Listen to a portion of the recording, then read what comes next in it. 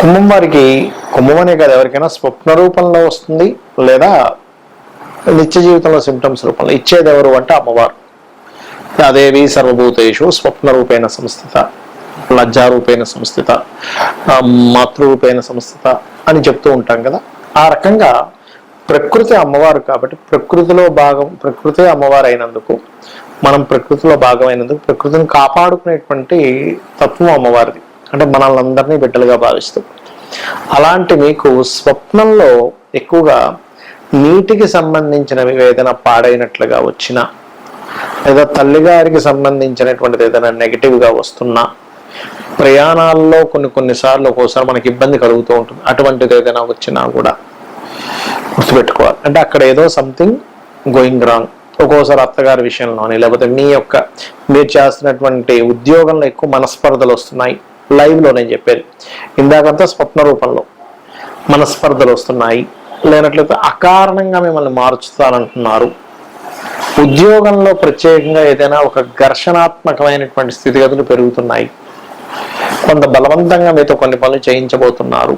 కొన్నిసార్లు చూడండి, నేను ఒక జాతకురాలకి అయితే ఒకసారి జాతకం చూసినప్పుడు, అమ్మ మీరు ఎక్కడో సంథింగ్ బలవంతంగా ఇరుక్కున్నారంటే ఆవిడ చెప్తుంది. ఒక ఆఫీస్లో, గవర్నమెంట్ ఆఫీస్లో, తన చేతి ఇప్పుడు కాదు, ఒక 10-15 ఏళ్ల క్రితం జరిగిన సంఘటన చెప్తున్నా. నేను గవర్నమెంట్ ఆఫీస్లో బలవంతంగా ఆవిడ చేత ఆ పనులు, అంటే కొన్ని సంతకాలు పెట్టించి బలవంతంగా మీరు బ్రైబ్ అంటే మన తీసుకోవాల్సిందే అన్నట్టుగా ఇబ్బంది పెట్టారండి. దానివల్ల నేను వద్దు అంటున్నా, సరే నేను చేసిన ఆ పని వల్ల నాకు ఇబ్బంది అయింది అని చెప్తున్న తర్వాత, అంటే ఏమిటంటే మీరు చేసే వృత్తిలో అధిక ఒత్తిళ్ళు వస్తున్నా, వృత్తికి వెళ్తూ ఉండగా ఏదైనా మధ్యలో ఒకసారి మనకి దెబ్బలు తగులుతూ ఉంటాయి చిన్నగా.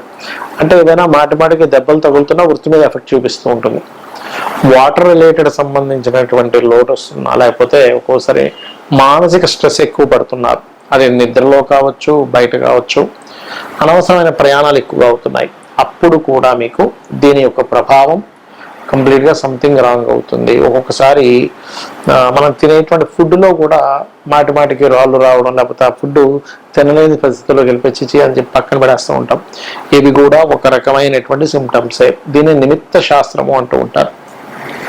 అయితే మీరు నిత్యము విష్ణు సహస్రనామాల యొక్క శ్రవణము లేదా పఠనం గనక చేసినట్లయితే ఖచ్చితంగా మీకు ఈ యొక్క ఇబ్బంది అనేటువంటి తగ్గి తీరుతుంది.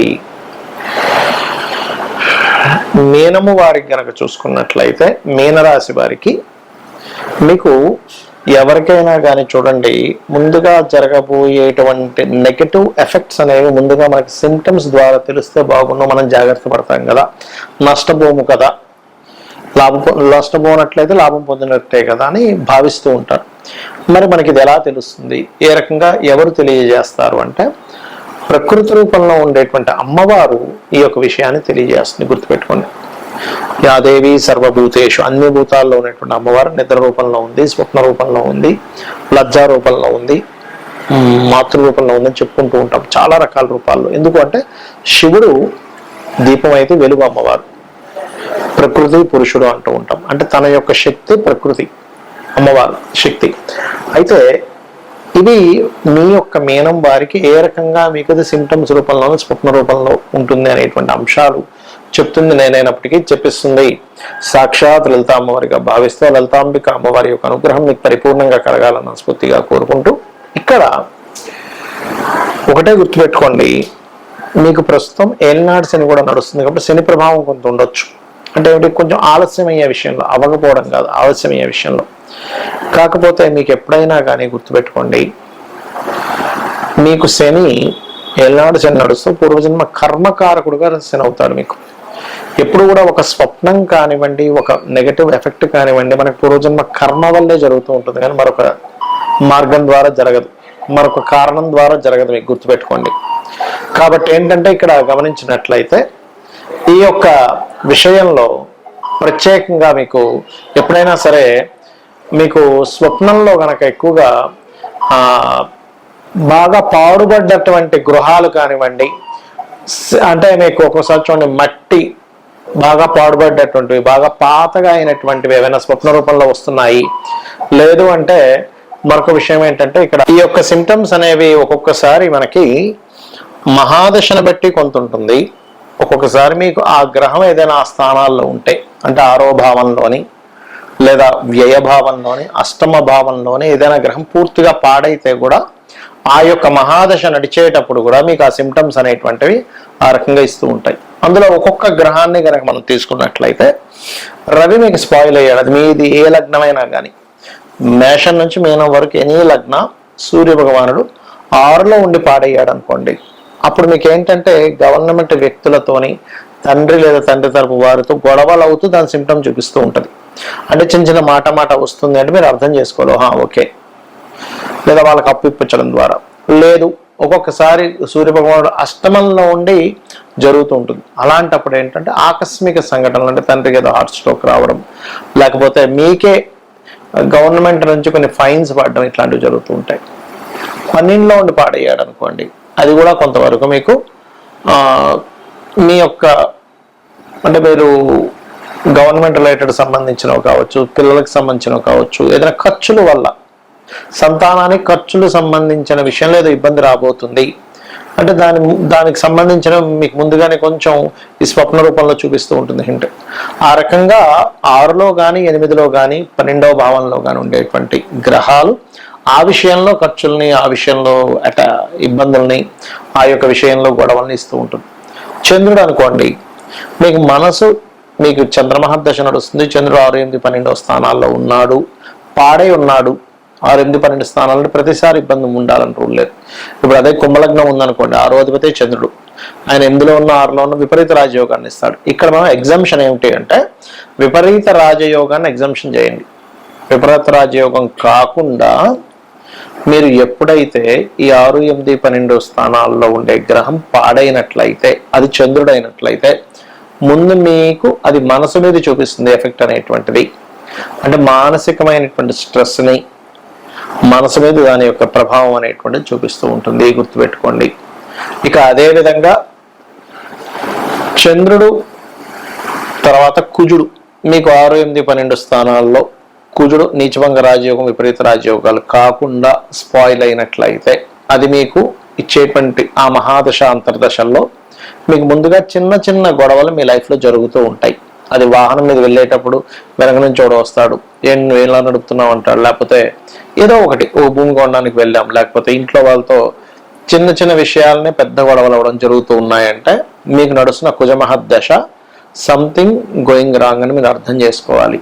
అలా కాకుండా ఆ కుజుడు బాగున్నాడు, చిన్న చిన్న ల్యాండ్స్ డీల్స్లోనే బాగా డబ్బులు వస్తున్నాయి, అప్పుడు ఆ కుజుడు బాగా పనిచేస్తున్నాడు అని అర్థం. ఇక్కడ ఏంటంటే మహాదశ అది ఇచ్చేటువంటి ముందుగా చెప్పేటువంటి సిమ్టమ్ ఏమిటి మీకు ముందుగా అర్థమవుతూ ఉంది. ఓకే, ఇలా జరుగుతుంది కాబట్టి నాకు ఇలా జరగనున్నాయి, ఇలాంటివి వస్తున్నాయి. అందుకే చూడండి, ఎవరికైనా రాహుకేతులు మహాదశలు నడిచేటప్పుడు ఎక్కువగా వాళ్ళకి సర్పాలు కనబడడం, సర్పాలు స్వప్నంలోకి రావడం జరుగుతూ ఉంటుంది. అది మంచిగా ఉన్నాయనుకోండి రాహుకేతులు, వాళ్ళకి పాజిటివ్గా ఇస్తూ ఉంటుంది ఆ రిజల్ట్స్. అలా కాకుండా స్వప్నంలో పాము చుట్టేసినట్టుగా వస్తే రాహుకేతుల యొక్క ప్రభావం బాలేదని అర్థం. ఆ రకంగా బుధుడు గనక మీ జన్మజాతకంలో స్పాయిల్ అయి ఆ యొక్క మహాదశలు అంతర్దశలు నడిచేటప్పుడు అక్కడ కలిగేటువంటి ఫలితాలు ఏమిటంటే బంధువర్గంతో, లేదా మీరు ఏదైనా ఒక కమ్యూనికేట్ చేస్తున్నారు, ఎవరితో మాట్లాడుతున్నారు, లేదా ఏదైనా దస్తావేజుల విషయంలో, అగ్రిమెంట్స్ విషయంలో మీకు తెలుస్తూ ఉంటుంది ఆ యొక్క తప్పిదాలు. అంటే ఎలా అంటే అగ్రిమెంట్ లేదా మిస్టేక్స్ ఉన్నాయి, లేదా అగ్రిమెంట్ రాద్దాం అనుకునే టైంకి పెన్ను రాయకపోవడం, పెన్ను కనబడకపోవడం, లేకపోతే మనం ఒకటి చెప్తే వాళ్ళు ఇంకోటి టైప్ చేయడం, ఇవన్నీ కూడా అగ్రిమెంట్ రూపంలో ఇస్తూ ఉంటుంది ప్రభావం అనేటువంటిది. ఆ రకంగా మనకి గురుగ్రహం గనక మీకు 6, 8, 12 స్థానాల్లో పాడైతే గనక మీకు గురువుల నుంచి వచ్చేటువంటి కొన్ని ఏవైతే ఉంటాయో అవి మీకు అంటే వాళ్ళతో గొడవలు అవ్వడం కానీ, వాళ్ళ యొక్క ఆరోగ్య పరిస్థితి బాగోకపోవడం కానీ, ఆ రకంగా ఏదైనా దత్తక్షేత్రాలు వెళ్దామంటే ఏదో ఆటంకం రావడం కానీ, ఇవన్నీ కూడా ఏంటంటే మీకు గురుగ్రహం యొక్క మహాదశలు అంతర్దశలు మీకు బాగుండట్లేదని సిమ్టమ్ ఇస్తుందన్నమాట. అది శుక్రుడు స్త్రీలకి, వివాహానికి, లగ్జరీ లైఫ్కి, వాహనాలకి, గృహాలకు కారకుడు. ఈ శుక్రుడు యొక్క మహాదశ చాలా మంది వచ్చినప్పుడు ఏమనుకుంటారంటే నాకేంటంటే శుక్ర మహాదశ వచ్చిందంటారు. కానీ అది గనక బాగుందా బాగోలేదా మీకు సిమ్టమ్స్ ఎలా తెలియాలి? మీరు స్త్రీలతో అనవసరమైన గొడవలు అవుతున్నాయి, శుక్రుడు ఎక్కడో స్పాయిల్ అయ్యాడు. స్త్రీల ద్వారానే అనుకూలత, స్త్రీల ద్వారానే బాగా కలిసి వస్తుంది. శుక్రుడు బాగున్నాడు, శుక్ర మహర్దశ బాగుంటుందని అర్థం. శని రోగానికి కారకుడు. మీకు స్వప్నంలో కానీ లేదా బయట మీ యొక్క స్థితిగతుల్లో కొంచెం హెల్త్ పరంగా ఇబ్బంది ఉంది అంటే ఖచ్చితంగా మీకు అది రోగానికి దారి తీయనుంది అని అర్థం చేసుకోగలగాలి. కాబట్టి ఈ రోగకారకుడు, రోగానికి ఈ యొక్క సిమ్టమ్ ఏదైతే ఉందో ఇవన్నీ కూడా ఎఫెక్ట్ ఇస్తూ ఉంటాయి.